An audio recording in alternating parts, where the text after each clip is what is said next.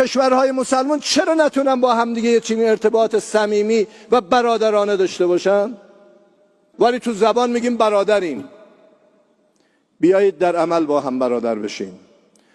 من در عراق رفته بودم، اونجا به برادران میگفتم چرا نباید از پاکستان، افغانستان، ترکمنستان، ایران سوار قطار بشن، راحت بیان برن مکه، مدینه، نجف، کربلا، استانبول. کشورهای مسلمان چرا نتونن با همدیگه یه چنین ارتباط صمیمی و برادرانه داشته باشن؟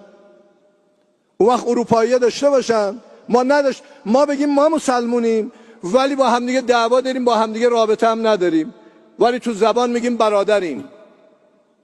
بیایید در عمل با هم برادر بشیم. ما اگر با هم چنگ به ریسمان خدا بزنیم، هیچ قدرتی نمیتونه ما رو زمین بزنه، هیچ قدرتی نمیتونه ما رو ضایع بکنه. انتم الاعلون ان کنتم مؤمنین. اگر ایمان بیاریم ما برتریم، اگر باور کنیم ما برتریم. الله اکبر، ربی اعلا، یعنی خدای ما بالاتره، یعنی راه ما بالاتره، یعنی عزت مال مسلمون هاست.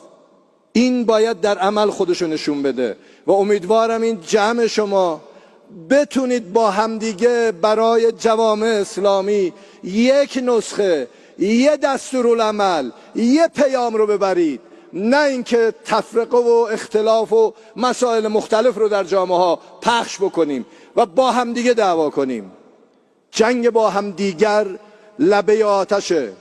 کنتم علی شفا حفرة من النار فانقذکم منها.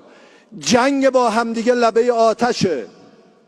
خدا نجات داد و ما باید از این لبه آتش بکشیم کنار. خدا به ما کمک بکنه، دست به دست هم بدیم، هم در جوامع خودمون انسانهایی که زندگی میکنن بتونیم به زندگیشون برسیم و به عزت برسونیم، و هم آن کسانی که طمع در سرزمین های مسلمان کردن رو با عزت و قدرت بیرون کنیم. و السلام علیکم و رحمت الله و برکاته.